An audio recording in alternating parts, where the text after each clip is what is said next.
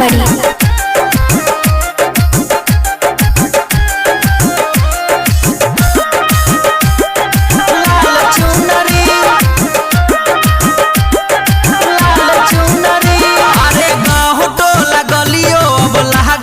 सुहावन नवमी के दिन बार लागे मन भावन भावन ए हो गाँव टोला गलियो लागता सुहावन नवमी के दिन बार लागे मन भावन आइल बारी गाँव में जब से माई दुलरी कैले बा कमाल हो कैले बा कमाल माई के लाल चुनरी कैले बा कमाल माई के लाल चुनरी कैले बा कमाल माई के लाल चुनरी कैले बा कमाल माई के लाल चुनरी।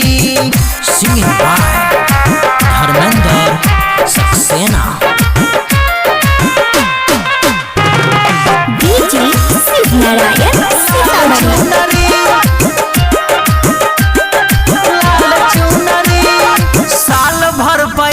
तारी मैया हो धूमधाम से होई पूजैया हो पूजैया हो ए हो अरे साल भर पया बतारी मैया हो धूमधाम से होई पूजैया हो डीजे बजा के खूब नाचल जाई हो गाँव में पर शादी खूब बाटल जाई हो नौ दिन बाद चली जाई दुलरी कैले बा कमाल हो कैले बा कमाल माई के लाल चुनरी कैले बा कमाल माई के लाल चुनरी कैले बा कमाल माई के लाल चुनरी कैले बा कमाल माई के लाल चुनरी।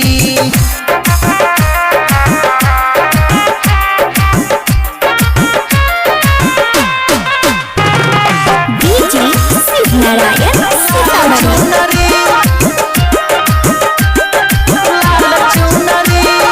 नव दिन होई जागराता हो खुश होई जई है मोर माता हो माता हो ए हो अरे नव दिन होई जागराता हो खुश होई जई है मोर माता हो धर्मेंद्र सक्सेना माई के पुजारी असर फिराम सुदिन आइले माई के दुआरी मोहन सबके पूरा कर माई सुनरी कैले बा कमाल हो कैले बा कमाल माई के लाल चुनरी कैले बा कमाल माई के लाल चुनरी कैले बा कमाल माई के लाल चुनरी कैले बा कमाल माई के लाल चुनरी।